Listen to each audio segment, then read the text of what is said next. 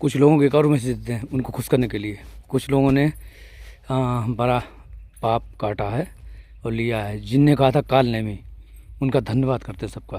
काल नेमी तेरी देश ये वो कुछ भी हो, उन्होंने हाँ भाई, जो लोग ब्रजवासी हमारे तेरे आते थे उनसे प्रेम करते थे, उन्हें खिलाते थे करते थे, तुम लोग आते नहीं, हम क्या करें। जिन्होंने काल नेमी कहा, तो काल नेमी बेटी है तुम्हारी, कृपा बात है तुमने काल नेमी बेटी को आज़ाद कर दिया। इस काल नेमी बेटी का तुम लोगों को बच्चों को आशीर्वाद। हाँ ऐसे भी हैं, हमें काल नेमी बेटी कहा, काल नेमी कहा कि काल नेमी को कुछ नहीं होता है, जानती नहीं तेरी औकात क्या है, हमें भिखारी समझते, तो हम तो भिखारी हैं। ब्रजवासी टूक खाते, हमारे संत जन कहते हैं कि क्या है, मैं तो ब्रजवासी को पालू हूँ कुत्ता, अब समझते नहीं हो। तुम हमें टूक देते थे तो हमें कृपा देते थे, तुम्हारे यहाँ खाते थे, तुम पता ही नहीं है। जिसके यहाँ जाते उसका भी उद्धार करते थे, आप अपना भी उद्धार होता था। चक्कर ये है, हम जिसका खा लें उसका उद्धार हो जाता था। उद्धार होता है, उद्धार किया, उद्धार हुआ है।